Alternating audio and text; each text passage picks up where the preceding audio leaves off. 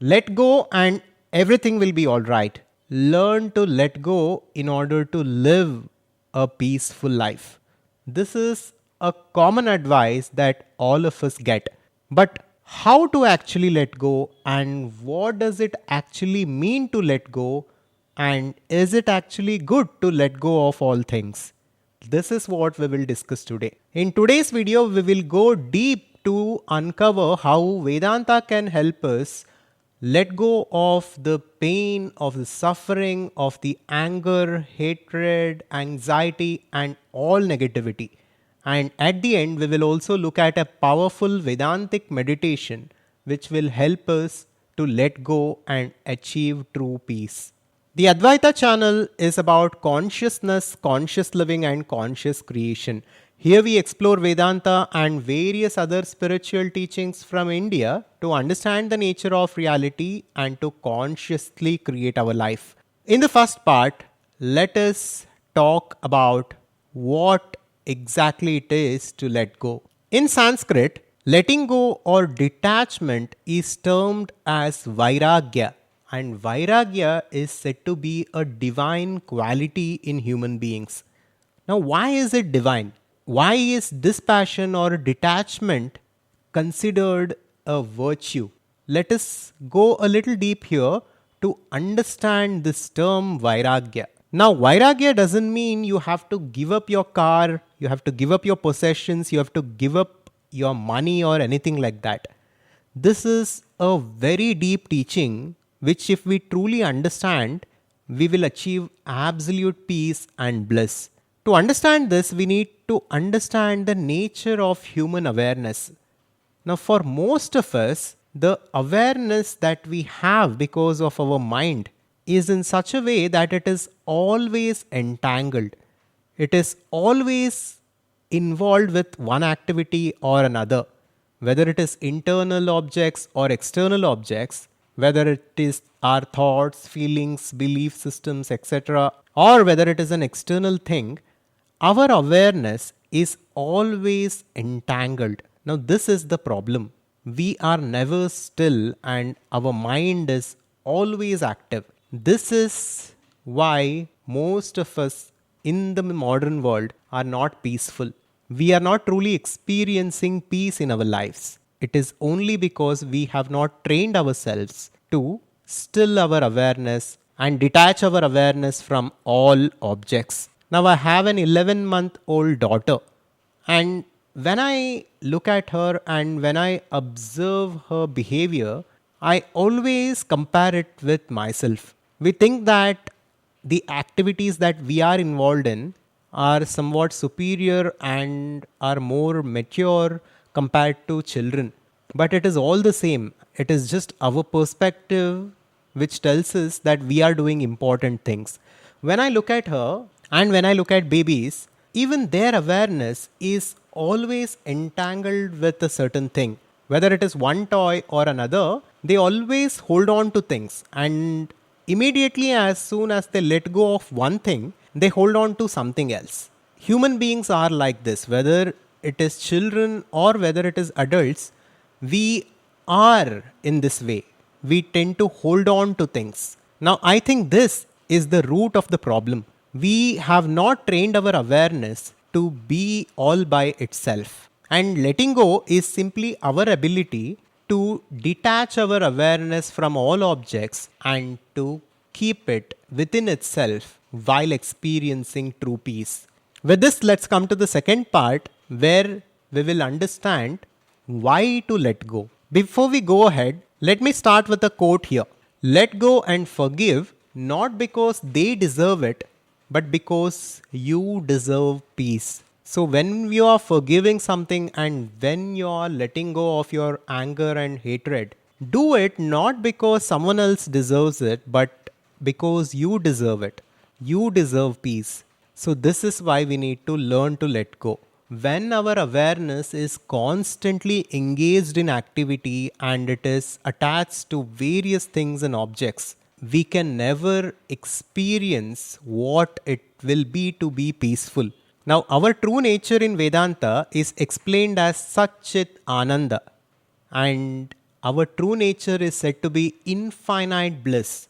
The bliss and the enjoyment and fulfillment that we get from the activities of the world, whether it is buying a car, going on a trip, etc., is considered minuscule, is considered insignificant when we compare it with the infinite consciousness, which is us in our essence. So, it is very important for us to learn to let go of things and practice vairagya and be detached from the external world and from the internal thought patterns in order to experience peace in life.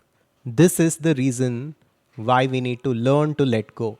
Now, in the third part of this video, let us understand how to let go. Here we will be looking at three tools or methods through which we can let go and be at peace. The first and the most simple tool is a method that I call stop and wake up.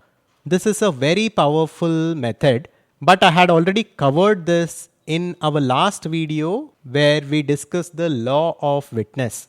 So I will link that video in the description so that you can check this out and you can begin to practice this tool. With that, let us come to the second method. The second method through which we can learn detachment or vairagya is simply through intellectual realization, through the intellectual understanding of the nature of reality. This we can do by understanding the teachings of Advaita Vedanta. What Vedanta says is that in our essence, we are all one and the same. The more angry we are, the more attached we are, the more jealous we are farther away from the truth. We are farther away from who we truly are. That is why we experience pain and suffering. The closer we come to our true nature, the more peace and the more joy we experience. So keep this in your mind. Use this as a compass. If you are feeling bad, it means that you are far away from who you truly are. And if you are joyful and if you are happy, you are close to who you truly are. And if you are in infinite bliss, you are who you truly are. So we can use this to look at our own life and to know where we are. And through the prism of Vedanta, we need to look at this world as a holistic unity. We need to see this world as a manifestation of that divine consciousness. Since all of us are one at the deepest level, then who will we be angry at? Who will we be jealous on? I know seeing this is easy, but it is difficult, and I have faced this difficulty in my own life when it comes to various circumstances. But letting go is absolutely necessary if we have to progress in our spiritual journey and if we want to experience peace and joy. With this, let us come to the third tool or method, which is the Vedantic meditation that I promised you. So, if you are driving or if you are engaged in any activity, you can simply save this video and watch it some other time. But if you are at your home where there is not much disturbance, you can simply close your eyes and begin this meditation. Close your eyes, sit straight, place your palms on your thighs facing upward. Take a deep breath in, hold it, let go and relax. Take a deep breath in one more time, let go and relax. Take a deep breath in again, let go and relax completely.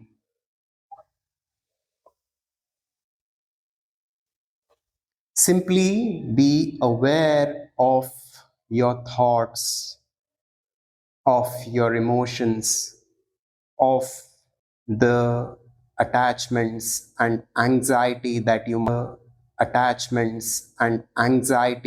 might be feeling. Do not try to control anything. Do not try to actively do anything. Simply be the witness of all this.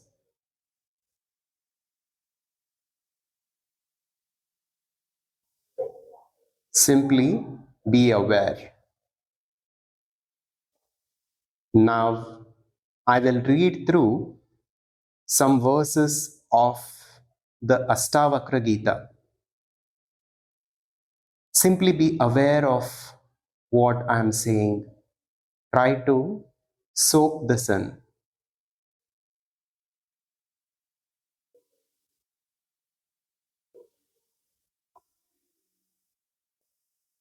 Yesterday, I lived bewildered.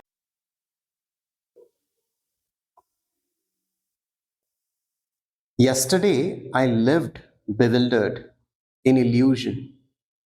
But now I am awake, flawless and serene, beyond the world. From my light, the body and the world arise. So all things are mine, or nothing is. Now I have given up the body and the world. I have a special gift. I see the infinite self. As a wave seething and foaming, it is only water. So all creation, streaming out of the self, is only the self. I am boundless space. The world is a clay pot. This is the truth. There is nothing. I am boundless space. The world is a clay pot. This is the truth. There is nothing to accept, nothing to reject, nothing to dissolve. I am the ocean. All the worlds are like waves. This is the truth. Nothing to hold on to, nothing to let go of, nothing to dissolve. I am in all beings are in me. This is the whole truth. Nothing to embrace, nothing to relinquish, nothing to dissolve. I am the boundless ocean. This way and that, the wind blowing where it will, drives the ship of the world, but I am not shaken. I am the unbounded deep in whom the wave drives the ship of the world, but I am not shaken. I am the unbounded deep in whom the waves of all worlds naturally rise and fall, but I do not rise or fall. I am not in the world is not in me. I am pure, I am unbounded, free from attachment, free from desire. Still, even so am I.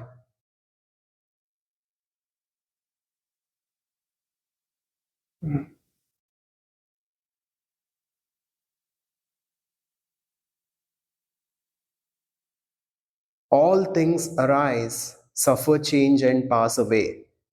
This is their nature. When you know this, nothing disturbs you, nothing hurts you. You become still. This is their nature. When you know this, nothing disturbs you, nothing hurts you. You become still. It is easy.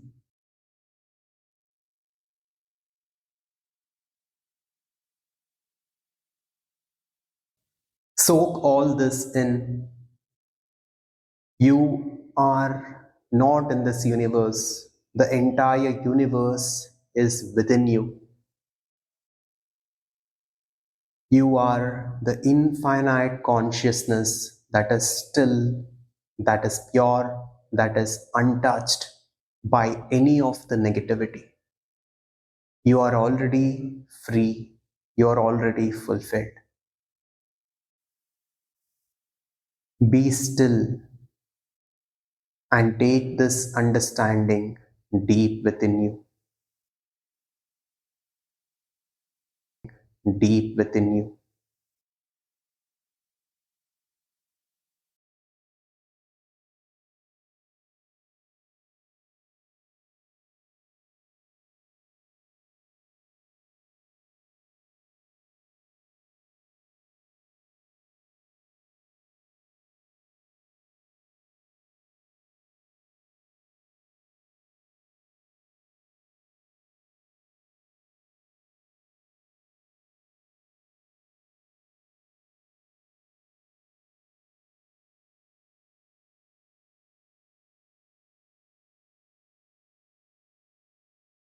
I hope this was valuable to you, and you can save this link and practice this meditation whenever you feel like practicing this.